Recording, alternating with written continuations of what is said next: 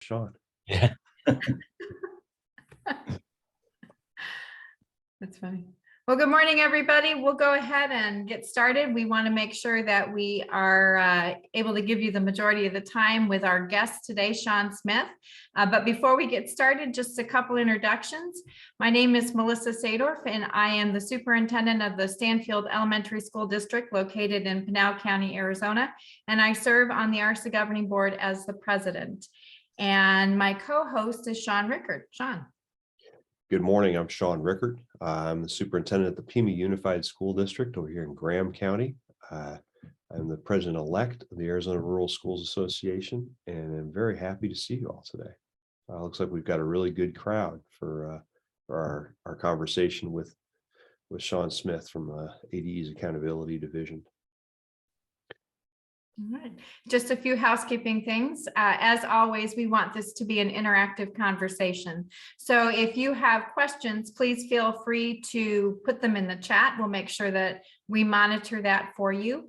And then also, if you have a question that you'd like to ask during the session, if you would use the raise your hand feature, that moves you up to the top so that we can make sure that you're unmuted and have an opportunity to ask your question. We do want to make sure that this is interactive, so feel free at any time to let us know that you have something that you'd like to share. So, and with that, Sean, I'll turn it over to you to introduce our guest. Awesome. So, as you all know, one of the hot topics around public education in Arizona in the fall is letter grades. When we talked to superintendents at the ARSA conference back in Flagstaff last month, that was one of the topics that they asked for some help and some information about. So with that, I was glad to reach out to Sean Smith, who's recently moved from Agua Fria over to the department's accountability division to help to get that stuff under control. Letter grades are a long historied, contentious kind of a thing in Arizona, and there's always questions about how we get to them. So our goal today is to give Sean some opportunity to kind of share with you some information. We'll start out basic and we'll get as far into the weeds as you want to. This is a great opportunity for you as practitioners in the field to ask questions about things. Hopefully by this point, everybody has had an opportunity to pull up their letter grades. That information is available to you in ADE Connect. With that, I'm gonna turn it over to Sean to kind of go ahead and get us started in this conversation. Awesome. Thanks, Sean. And I feel like when I was in kindergarten, there was like 4 kids named Sean in my class. And so they would all, I was Sean S. And I knew a guy into college who kept calling me Sean S. like all the way into college. So like we got Sean Rickard, we got Sean Smith. So I feel like I'm going back to my Sean S days. So I will see if I'm smart enough to share my screen here. Share screen, there we go. And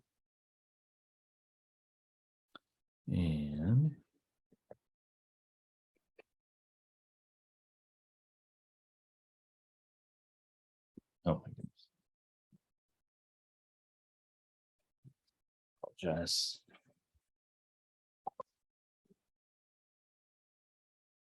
Oh, it's not going to let me share my screen. Shoot. It's asking me to restart my computer or restart my app if you want me to share my screen. Do you want me to just kind of Go ahead. Just email me the PowerPoint, Sean, and I'll okay. Perfect. Let me send you that. And while that's happening, Sean R., do you want to share a little bit about if there are LEAs that have not yet gone into ADE Connect, where would they find their letter grade? Sure. So if you go into ADE Connect and you go to the accountability application for the district, and you click on that, And then the top line is your state and federal accountability reporting. And you click on that, and then that'll give you a sheet that should show all of your sites. And then it'll give you, and I'm pretty sure they still have a P. I don't know if they've actually got letter grades attached to them, but if you click on that blue letter next to the school, it'll open up a page, and that page will show you the breakdown of how many proficiency points, how many growth points, how many total eligible points, all the point breakdown, and that will kind of feed into Sean's presentation here. As soon as we can get that up and showing. Okay, that's on its way now. So while we've got a minute, Sean, maybe you could kind of help us, just give us a little bit of your background. How did you come to be doing this for ADE? Yeah, so thanks. I've been in education since 2001. So I've been kind of across a lot of different levels. I've been a paraprofessional, a substitute teacher, a certified teacher for English as a second language for 8 years, and then in district leadership for the last 6 years. And I most recently served as the director of assessment and data. And so I was in that world of doing state testing and looking at the data afterwards. Yeah, that's kind of my background in trying to wrangle data. I was approached by a colleague of mine who I used to work with, who said, "Hey, there's this opening at the department." It was kind of a nice thing. It wasn't something I was looking for, so it was nice to feel, I was happy where I was at. So it was nice to feel comfortable in the interview, just saying like, "Hey, here's really what I think, and here's the things that I'd be excited to do." Yeah, so I mean, things that I'd be looking forward to as we kind of all work together on accountability is, I'd love to get this data to where it's coming to you all quickly, reliably, and I'd love to get it into a mode where it's something that I always felt like the A through F letter grades when I was at the school district, I'd call them like, they felt kind of like an autopsy, like it came, we were already into the next school year. And so we'd love to look for ways to have these be something actionable and useful. And yeah, I think that's kind of the conversations in our department right now. So. Excellent.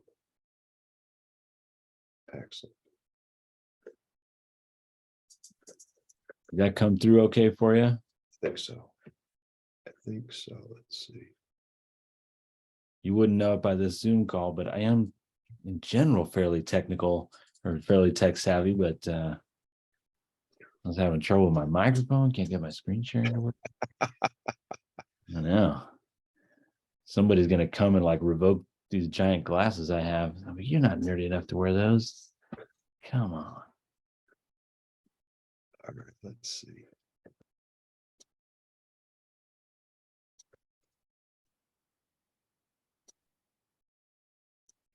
And I guess just as context as kind of where we are, you all should receive a communication if you're on the greater mailing list. We're sending out just kind of an update as to where we are in our process.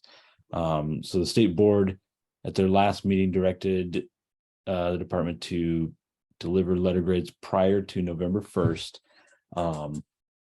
We pushed about a week ago, I guess a little over a week ago, we pushed data into ADE Connect where everybody can see.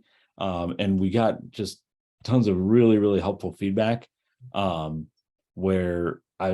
so hopefully you've noticed some positive fluctuations in your system if you've been in there digging into the data already. I've asked our team to really, really be focused on finding the root cause of any issues that we're seeing. We're trying to take a lot of band-aids out of the existing code and really get down to the root of any issues that we're seeing, especially since this is 3 years since the last time anybody received a letter grade.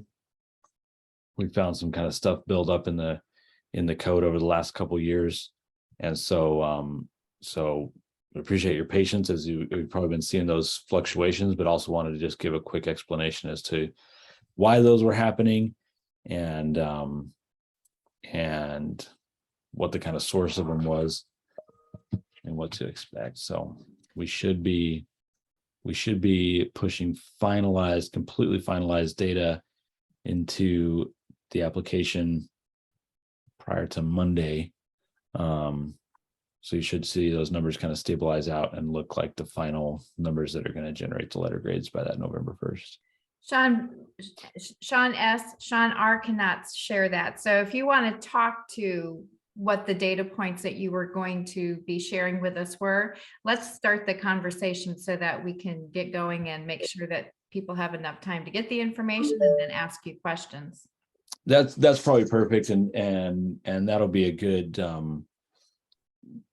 probably a good balance of time. So the slideshow that I had was just the pie charts that probably a lot of you all are familiar with. If you go into ADE Connect, it's the exact same things that are there kind of under each of the model as to how things break down. The biggest takeaways are for traditional K-8 schools and for traditional 9 to 12 schools, the biggest chunk of those pies revolves around state testing. So most of a school's letter grade has something to do with the state testing that takes place in English language arts and math. For K-8, half the entire model is around growth. I think the growth measures that we use here in Arizona are, I don't know how unique they are around the country, but I think they're worthwhile to look at. I remember years ago with Ames, where we'd kind of get kudos or get upset based on, you'd have this percentage of kids pass this year, and then it would change the next year, and it was kind of up and down because we all know it was different kids each year. One of the nice things that we're looking at now with our growth is that we are really looking at an individual student over time from one year to the next. How are they growing compared to similar peers all around the state? And so it does become, I think in the growth, it does become a measure that's a little more useful to look at to see actual impact on individual students. And that's the biggest portion. Like I said, that's half of the K-8 model this year.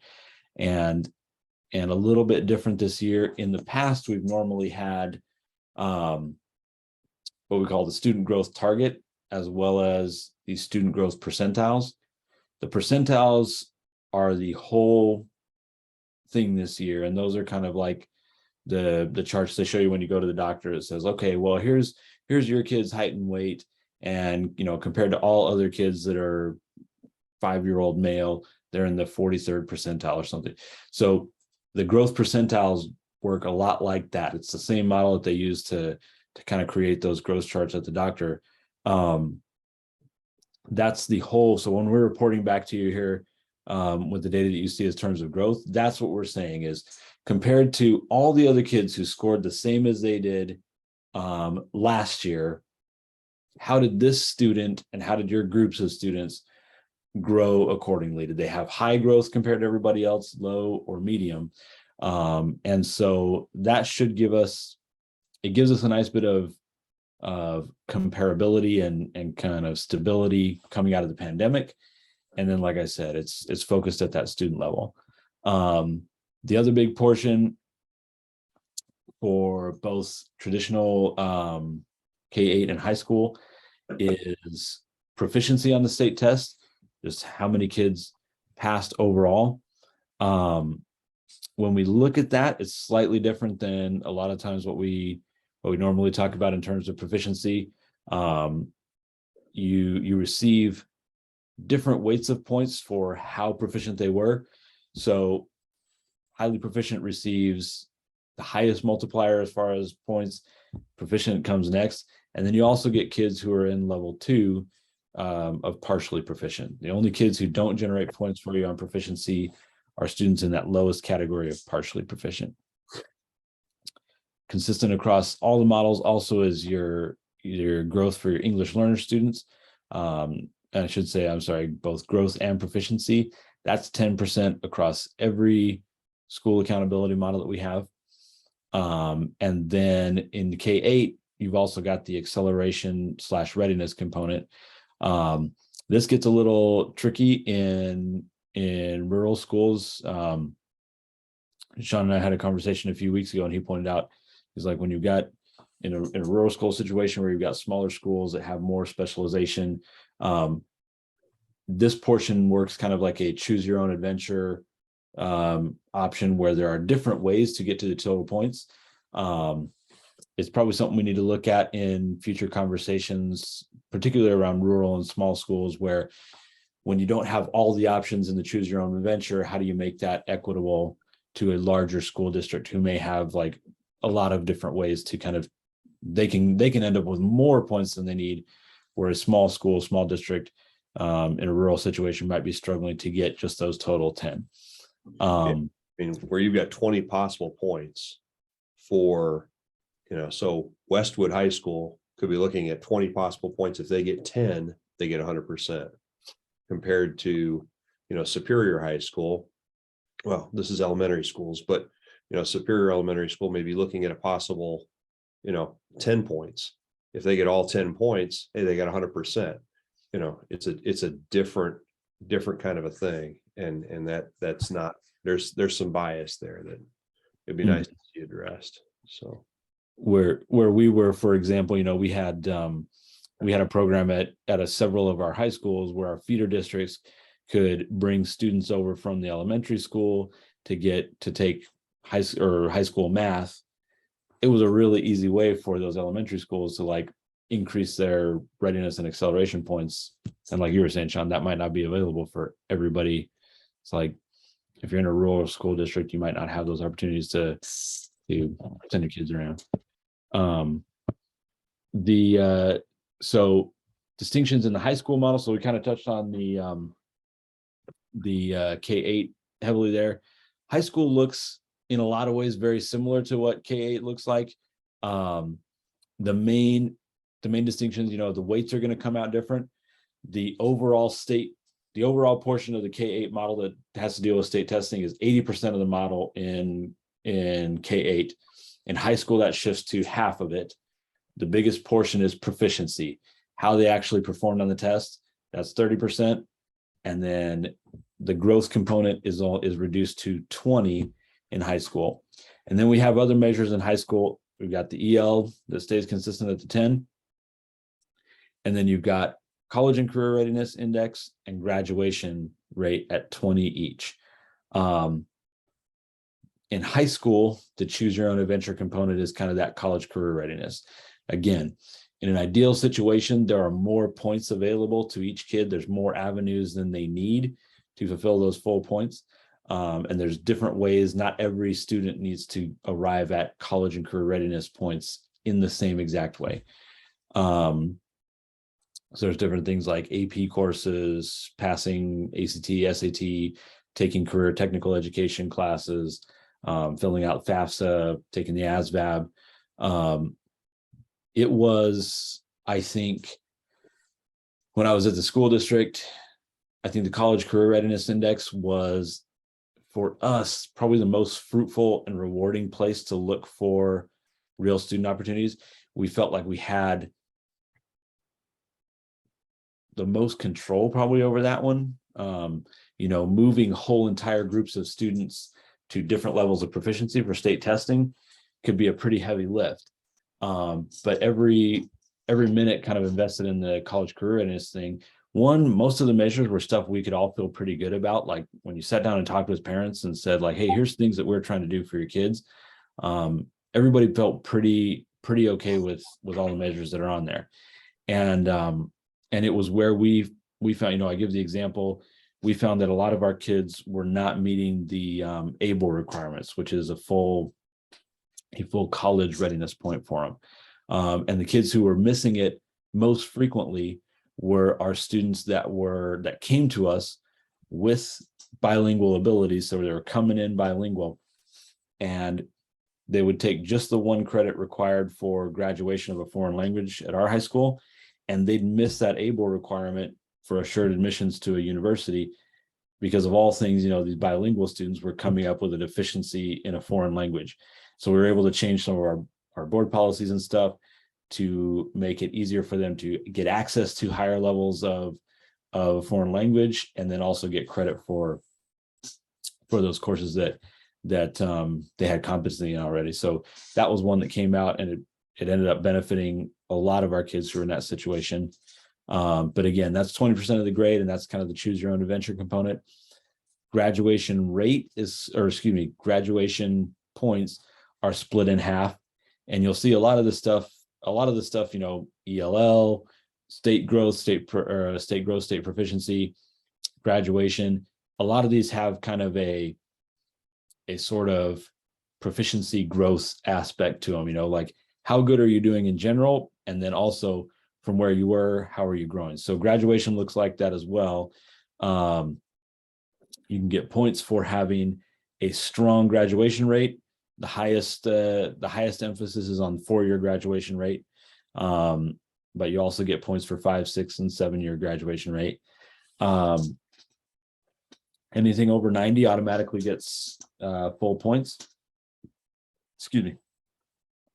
And then it's kind of broken down depending on the percent of kids that graduate in each of those cohorts. You get kind of a multiplier to weight that out to points. And like I said, anything over 90 is full. And then, I'm getting ahead of myself. On the improvement side, you can get points for, if you're starting off with a lower graduation rate, you can get points for improving that, full points for improving by 2% or more, or being over 90. So if you started out at an 83% graduation rate and you move that to an 85% the following year, then you'd get full 10 points on graduation rate improvement. Sean, can I pause you there for just a Yeah. moment? Because I want to make sure that the questions that are in the chat don't stack up Oh. too deep. So the first one that we have is on science bonus points. When do those come out? We know that they're not there yet, but when do you anticipate those are released? We are hoping to have those the end of this week. We've run the code to calculate them. And this morning, right before our meeting, we're actually working with our IT team to push the latest version of what we have into production. So I guess this meeting is probably the first to hear. Like, we have not officially announced anything as far as being out there, but if you want to hit refresh on your stuff today, you'll probably be able to see something. Okay, great. Don't tell anybody outside this meeting. And we won't post the recording until later on then. There we go. Have all our alternative high school grades been calculated and posted? Because one of our superintendents seems to be missing some data. So number one, have they been posted? And number two, if it looks like they're missing data, what would their next step be? So they should be posted along with everybody else. The actual letter grade A, B, C, D, F have not been posted for anybody around the state. But if there are components that they look like they're missing, if they wouldn't mind reaching out to the Achieve inbox, that would be great. Like I said, we really, really want to try and catch any bug or any misstep, no matter how small that we can. So please, if they've got something that's not showing up like they would expect, please send that our way, and we will dig. I've got every member on my team has been working nights and weekends on this because we're trying to really get it accurate before we launch it. Awesome. Another question for you. How many EL students must a school have to qualify for points? What's that end count? Great question. So for any of the components, well, for the majority of the components, you need to have at least 10 kids.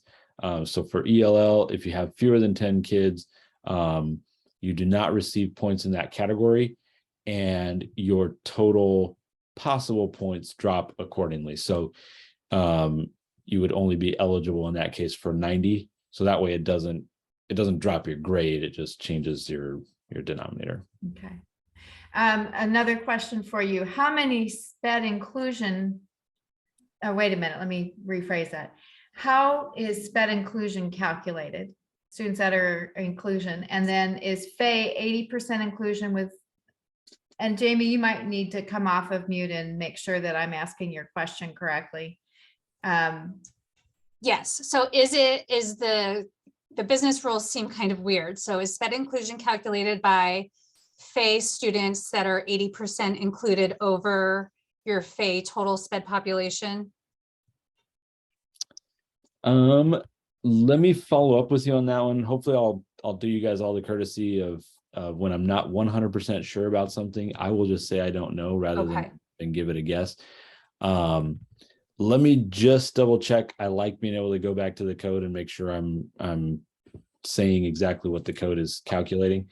But my understanding is, and again, big caveat on like, I have not read the code on this specific component. But my caveat is, I will give you my best understanding right now. I believe we have a flag in our database that we pull over from exceptional student services that just says, like, do they count for special education inclusion? And then we look and see, is it more than 80% of FAE kids who meet that? I will confirm though with you to make sure that I get that right. So the 80% has to do with being 80% in the regular classroom. Correct. Which means that they've got that classification in ESS. Correct. But the denominator says that it just says FAE population, but that doesn't seem right, that it would be your total student body.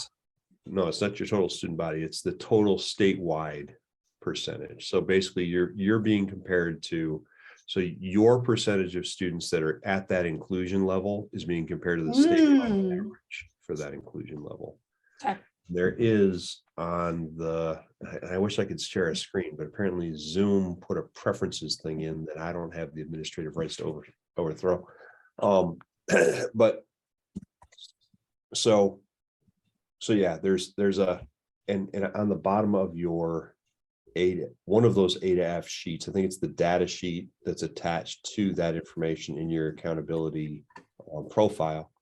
It tells you, okay, you know, here's the different percentages. Here's the statewide percentage, and here's your percentage. And so all of that's explained in that data backup behind the blue.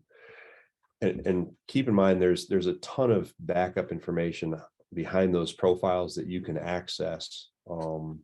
If you just, anything that's in blue, click on it, because 90% of it, I think there actually is something that they put in blue font that isn't a link, but just to keep you on your toes. 90% of it, you know, if you click on that blue, it takes you to some backup material, and a lot of it is explained in that backup material, but that's those FAE, those SPED bonus points. And the idea there is that, you know, schools that have a high percentage of students that are classified in the regular classroom, that those students are receiving a better quality of service. And I remember when, well, it was back when Dr. Baker was on the board, and that was one of his big pushes, was that, you know, students, special education students, receive a better quality education and inclusion background. And so there should be a recognition of schools that make a concerted effort to do better than the state average on that. So I have another question from Superintendent Young. The state board wants to clarify what an A means at the next monthly meeting. Any insights as to the genesis of this conversation or what may come out of that discussion? No, that one was interesting, and I think that'll probably be something we talk with our technical advisory committee on as well. We hadn't gotten, when we talked to state board staff, they'd said they wanted to kind of wait and get past this season's letter grades before they took up any of those conversations. So they kind of intentionally said, let's finish what we're doing right now. But I do think that it sounded like there were several members who wanted to start discussing, like, what do we mean when we say an A school? Yeah, I'm not sure what direction that'll take. We'll try and work with our technical advisory committee members to point that in a productive direction. I could see us doing some research in our department and seeing, you know, like, it's a question that's come up in our department as well, is what the families we serve, are they perceiving, is their perception of when we say this is an A school, does that mean the same thing to them that we think it means when it's going out? And so looking at that, I think would probably be ideally a positive thing, because I think we would want people to understand, in particular, my district, we were coming from, we tended to be B schools. And I think the public perception of that was, good, when in reality, like B in the documentation means like you're performing above average in all these metrics, like there's good things. So it might be good to kind of calibrate what we're saying to our communities versus what they might think the letter grades represent. So I think there's also, just to add on to that just a hair. I had a conversation. I know Representative Udall kind of did over her fall break. She had some listening meetings, and I don't know how many people had the chance to participate in those, but I went to the first one down in Tucson, which was scantily attended. But her big question was, how come we have these schools that are receiving these extremely low letter grades, and persistently, that there's this persistent low performance among some schools, especially in the rural parts of the state, and there isn't the hue and cry that you might expect. And I pointed out to her, I said, well, maybe it's because these people are happy with the quality of the education their child's receiving, and they feel like the letter grade just isn't effectively reflecting school quality. And so, it kind of goes back to, we've got a state test that'll show that on average, 30% of students in the state are proficient. Well, clearly, that's something that people kind of scratch your head and say, well, maybe, if you were a teacher and you gave a test and only 30% of the kids ever passed your test, people eventually would start to wonder about the test more than they'd wonder about the kids. You kind of, and since all the emphasis in our state labels on the kids, there's a disconnect there. And so she was kind of having this conversation about, okay, well, what do we need to do? How can we do this? And so that's part of it is, we've got a system that some people look at and say, well, I'm happy with what my kids are getting, and I'm happy, which can become really kind of disconcerting when you have a place where only 3% of kids are reading it at grade level, and parents are like, good job. I'm good.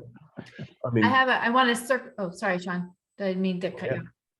I wanted to circle back to a comment that Kristen Turner from Paloma made, because it's a good one, and it is something that I think you're going to see. And Kristen, if you want to come off mute and explain it further, but her district is only eligible for 4 of the acceleration readiness points categories, and they're not ever able to get all 10 of those points. How is the department looking at trying to make sure that that's not something that impacts on a negative basis those schools that are not eligible to get all of those points?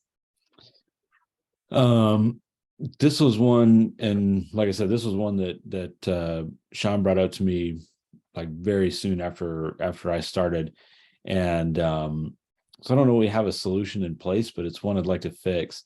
If I can safely just spitball ideas and stuff. I think there's ways to probably address it.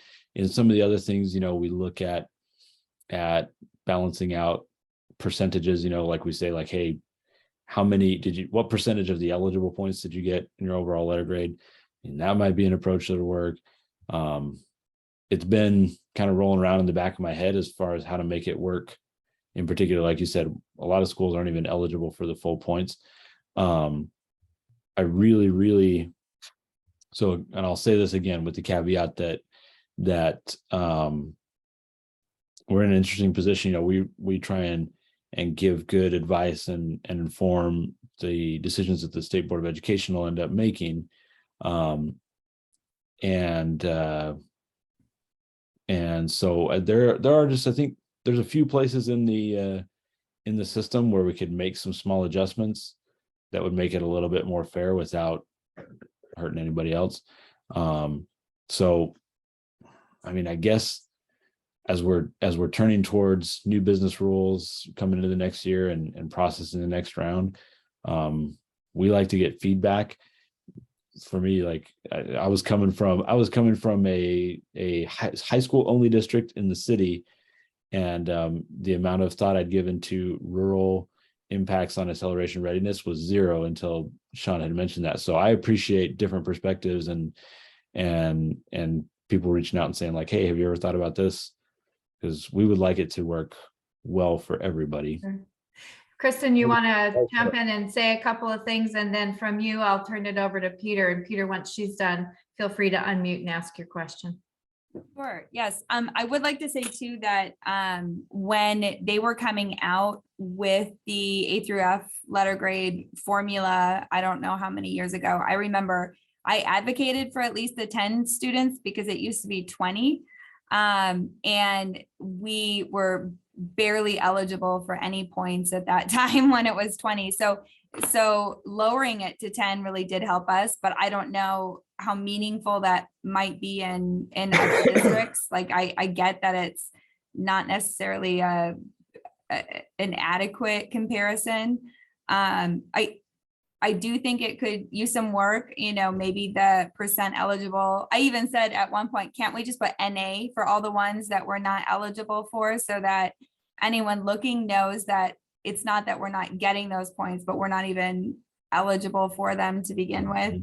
But I just want to say that reducing it to 10 points, even if it caused problems for other districts, it did help our district, but we're still not eligible for all of the points at this time.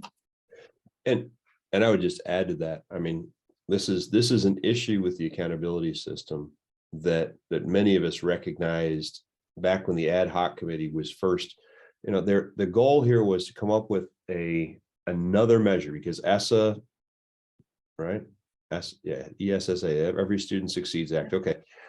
Required that the state have something in its accountability system that wasn't just growth and proficiency. And so this was the best that anybody could come up with for an alternative metric, which is sad because it's subgroup growth, which is made up primarily of test scores. I mean, chronic absenteeism, that's as good as we could do in terms of coming up with an alternative measure that wasn't test score based. But from day one, there's been that recognition that this first past the post to get to 10 points, approach, or I like your analogy, choose your adventure to get there, has been problematic for small schools. And at every step of the way, it's just kind of been that's an issue, but it's a little issue. And we're much more concerned about the big issues, and big issues being primarily those that impact big districts and big charters. And so this has kind of been one that's always been just kind of backburnered or parking lotted for another day. So I really appreciate Sean's willingness to listen and to see where that takes us. And then, and then Kristen kind of mentioned, and I noticed that Jamie brought up in the comments, and I'm sorry, Peter, I'm talking over you, but we'll get to you in just a second. The question of N count. And yes, when it was first adopted, the N was 20. And that was partly because there was a concern that when you get down into small N's, all of a sudden, very little changes can have huge impacts on the overall letter grade. That in a small district, if you're looking at a population of 10, that could literally be 2 families. And that, so all of a sudden, you've got this potential for small changes to disproportionately affect the overall outcome. And so, but they shifted it to 10 because when you were at 20, the number of schools that weren't eligible just ballooned. I mean, it exploded, especially in the charter school realm. And so by going down to that N10, we had to accept that unintended consequence, but the benefit was that more schools were counted and received letter grades. So that's kind of where that conversation went in the past. I haven't heard much conversation about changing the N count going forward. I don't know, Sean, maybe that's something you could speak to. I think, well, yeah, I think I've got a few things to maybe say. Do we want to grab Peter real quick before I know you've been waiting for a long time, and then I can maybe I'll circle back on that thing as kind of a broad approach. Yeah. Sean, thank you. And thank you for coming on, kind of putting your note in front of these people on a pretty poignant topic right now. I am a superintendent of a small rural K-8 school, or pre-K through 8. We have 460 students, and the acceleration and readiness is an issue for us as well. And I've always been curious if I don't qualify for the EL points. So I don't know why we couldn't handle this area as the same thought process as the EL area. If we can't qualify for those points, why are we docking or losing those points? And I'm also curious about the chronic absenteeism coming off of COVID. I mean, so our prior year was 2.1. This year we're up to 41%. And we've lost the points. So you go through our data, we've never had absentee problem before, but I mean, come on. So we lost points this year in that because of COVID, because of these parents not sending their kids to school and actually doing what we encourage them to do. Don't come to school when you're sick. So now so here we have another unintended consequences where I've lost 2 points. And when we're talking about points on a school my size, every single point counts. So that's something needs to be discussed and thought about, is that if we are encouraging our kids to come to school, but we're not encouraging our kids to come to school when they're sick, we now have kind of created an issue for us. And so we're telling parents, hey, your kid's sick, you're home, you got a fever, keep them home, let them rest. We'll send you the work, and they're going to stay home and do the work. But now we've created a byproduct of where I've lost 2 points, where I've always had points there. So there's some things that we can't work out everything, but when you take a school of 460 kids, and that's my school, that's my district, just like Sean Rickard had talked about, that impact is huge. Those 2 points, that may be the difference between C and B for me this year. And so, and that's out of my control. That's actually having our families do what they're supposed to do.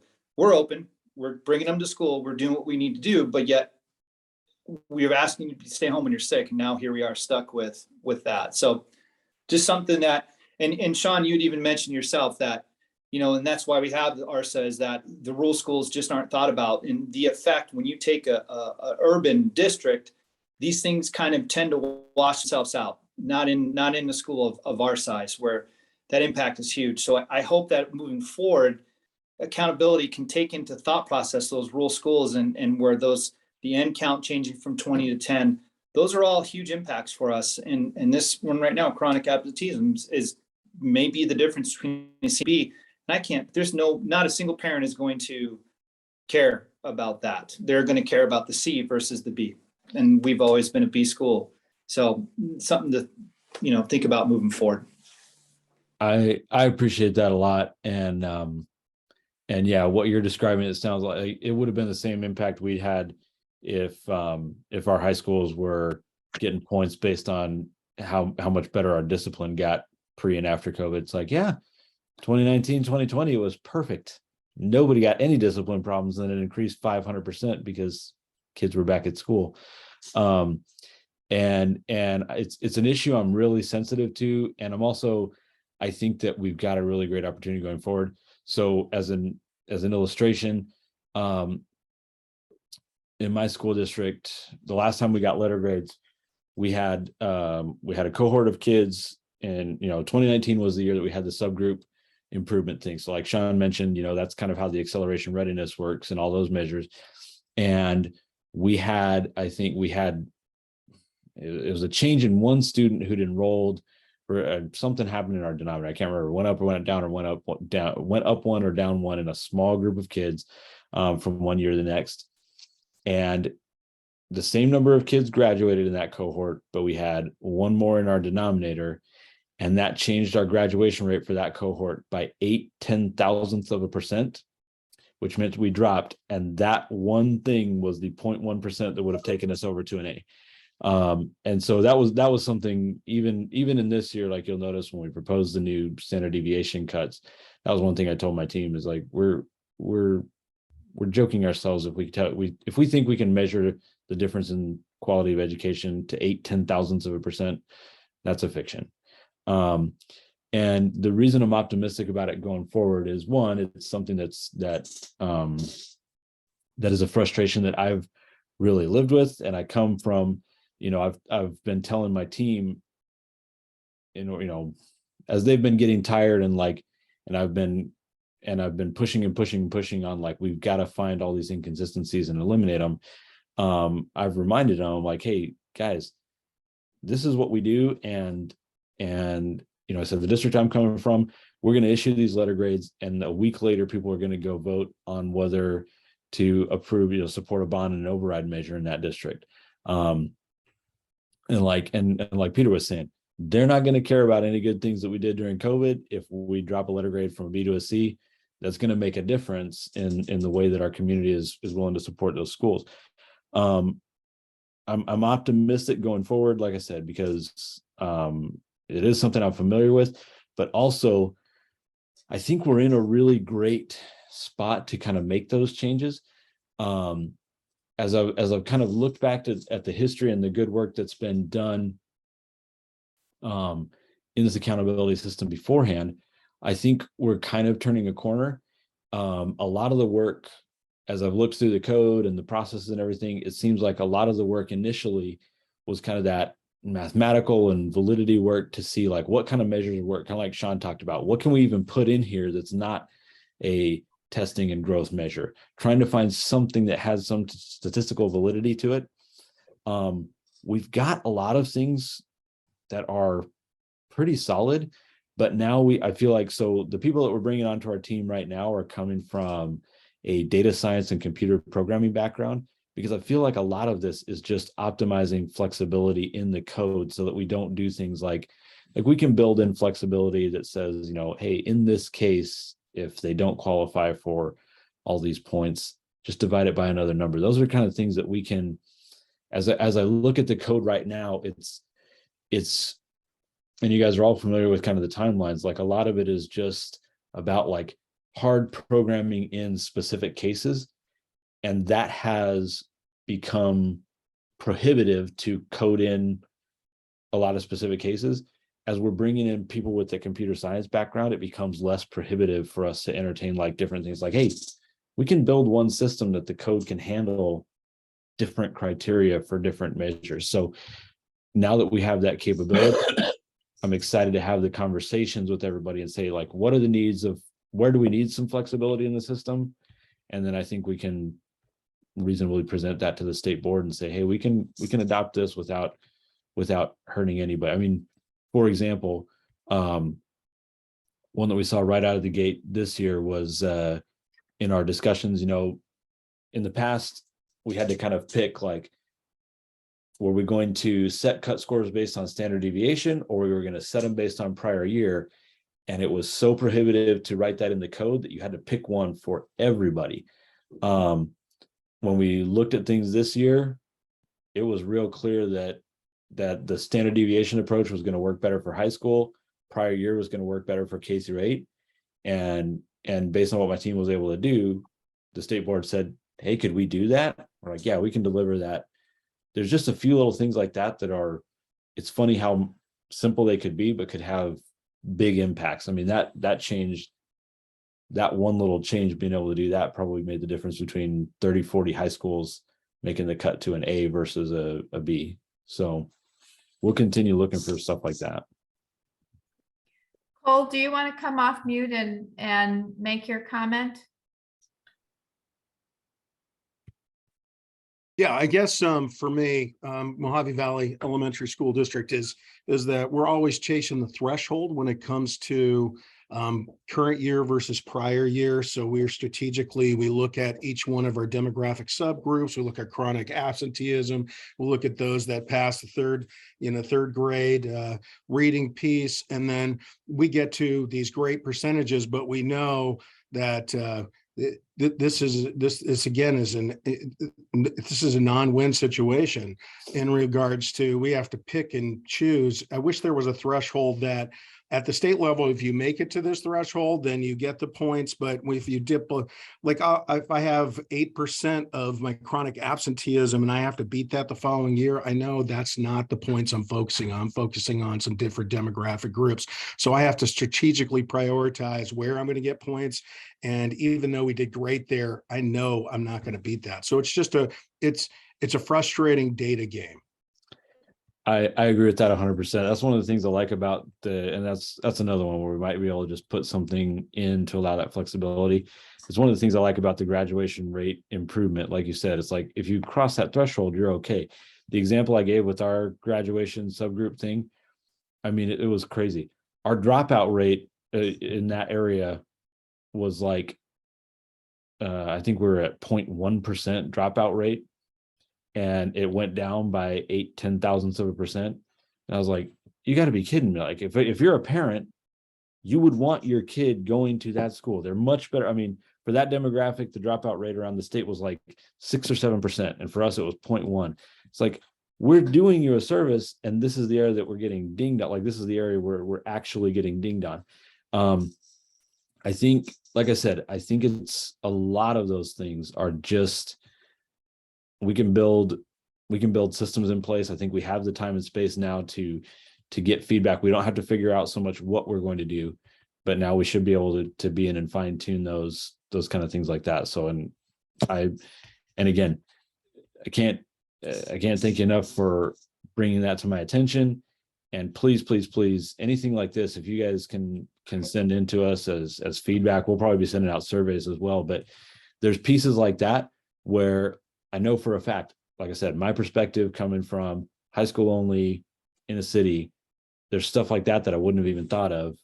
And as long as we can get smart people thinking about it, I think there's a lot we can put into practice. So I just want to point out, there's a comment that Darlene made in the chat that there were key staff that were out during COVID that had an impact on them being able to get those CCRI points. And that's a valid concern too. We're going to be playing catch up with that for a while. yeah, that's another one. That one I don't know right off the top of my head. Like, how do you think? But I think I remember having a discussion with a school leader from a rural school district recently, and they were saying, staffing in a small school has a huge impact. If we have one Algebra 1 teacher and they're brand new, or they are sick, or they're injured, or they're just not, high performing, for several grades that can have impacts down the road. That, like I said, in our big comprehensive high school where we had 6 Algebra 1 teachers, it all evened out, like Cole was saying. I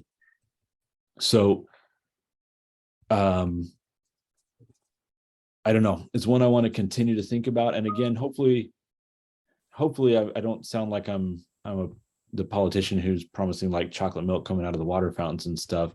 I'll try and be honest as far as anything that we have power to influence directly, and try and separate intention from, maybe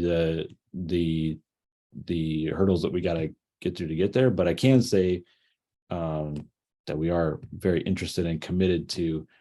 I've never liked the rationale. When I was teaching new teachers, I'm like, I never want to hear you say like, hey, we're going to do this, and like your only rationale is because it's what's best for kids. It's like, usually that's shorthand for this is going to be a lot of work for teachers, and I haven't figured out a way to make it less work. I really like living in the place where we can find what's best for kids and best for teachers and best for schools. Like, it will probably take some more work, but that's something we're going to be committed to on our side, is like, we'll do the work. if it's impossible, then we will be able to say like, hey, we explored every avenue. But I think there's a lot of things that we can find solutions if we, I mean, it'll probably take more writing code on our side, but we're up for that. So Thank you for that. Appreciate that. Kristen, I think you get the last question. Thank you. Sorry, I'll try to make it quick. I was just wondering about the possibility of establishing thresholds so it eliminates some of the volatility. Like once you meet a certain threshold, you just maintain those points, even if you go up and down, but you're still just meeting kind of a minimum, so that going down 1% isn't going to mean suddenly you're a C over a A or something like that. So as I'm learning and kind of gaining more experience in this process and how it works, I'd say I'm learning to define all the possibilities in terms of, you know, what we can do as the department is we try and do the work to put together a few different scenarios and then have some solid research to give good information to the board who then owns the A through F process. So I can't say with 100% certainty, you know, if that's something that they would lean towards. I know, you know, in previous boards and even this board, there was like a desire, for instance, they're like, hey, we'd like to see what that looks like or what the letter grades would look like if we chose cut scores based on, you know, 70s a C, 80s a B, 90s an A. And I think all of us in the room understood, you know, what the impacts of that and the problems would kind of be. Their intent, I feel like their intent was what most of us believe in. I mean, I think any educator I talk to like is interested in being held accountable. They're like, yeah, we want to know what we're doing well. We want to be responsible to our communities. But it comes back to that central question that we talked earlier. Is that one letter of the alphabet communicating the things that we are doing well and not, or is it hiding a lot of things? So I think the board's intentions, as I've talked with board members so far, I think they're of the same end goal, that they would like it to be rigorous, held accountable, and something that is good and communicative to our communities. So I think the part that we can do from my team and my department is commit to exploring the different avenues and presenting good research and information and giving them enough to make an informed decision. So we did that with like the 70, 80, 90 stuff. Like, hey, we talked with our technical advisory committee, we presented it, and we tried to spell out the outcome for them. Like, yeah, this makes it quote unquote more rigorous, but for these now 200 schools that are Fs, they're in real danger of like being shut down. There's stuff that we have to do. Like, if we go that direction, here are the impacts. So I think what we would want to do anytime we're looking at possibilities is be in close communication with in this case, you guys, or anybody who's going to be impacted by it, and get a solid understanding of how it might be impacted, and then find creative approaches to put something into place. And so far we've had really good success, and people have been receptive as far as like, hey, here's a creative solution that might have a positive impact. So far it's been good. So I don't know, long-winded answer for hopefully we'll continue to have a good relationship with you all and hear from the people who are actually trying to live it. And we very much want to be of service to you rather than, you know, foisting something on everybody. And like, we'd like it to be a service rather than a speeding ticket, which a lot of times I feel like it is. So, you know, and that's an excellent point, Sean. I mean, you know, the federal government requires that we have an accountability system, and the State Department has developed the system that we have through a number of iterations over years, and you know, we're always looking to improve it, and there's always been that sense that, you know, it's very, very hard to tell somebody what is a good school, what is an A school. Same token, You know, it's very, very hard to look at a school and say that's a D or an F school, because there are lots of people within that school who work very hard to serve the needs of students. There are lots of parents who send their kids to that school and are very satisfied with what they get from it. So, you know, it's difficult. It seems like it should be easy on the surface, especially sometimes for policymakers, but it's difficult. And the ramifications of letter grades are real. They can affect funding, they can affect compliance issues. For charter schools, they can really be life and death. And so, you know, this is something that we take seriously. And I think, you know, as educational leaders, you know, we take it for what it is, which is a system that is kind of like democracy. You know, it's a horrible, horrible system. It's just better than anything else we can come up with right now. And so I appreciate your efforts to listen to the rural perspective, and to take that back and bring it into the conversation. And I look forward to working with you through the ATAC and helping to make our accountability system better and less biased. You know, I think I told you when we talked the other day, you know, it was about 10 years ago that I sat down with then Deputy Superintendent of ADE Marv Lamer and said, hey, there appear to be biases in this system. Why is it that there are no A high schools outside of Maricopa and Pima counties? I said, you tell me that nobody in rural Arizona knows how to run a high school?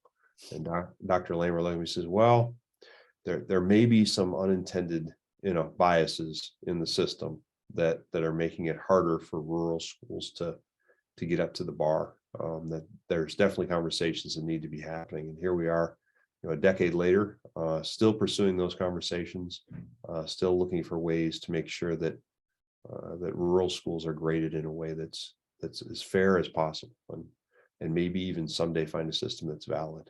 But you know, that's great to have had this conversation. Thank you very much, and thank you to all you've shown up. I hope you've gotten something from it. So. All right, thanks, everybody. Enjoy the rest of your day. I dropped Sean's email in there if you want to contact him directly. Have a great week, and we'll see you next month at our next roundtable. Thanks, Sean, for being with us. Thanks for the invite.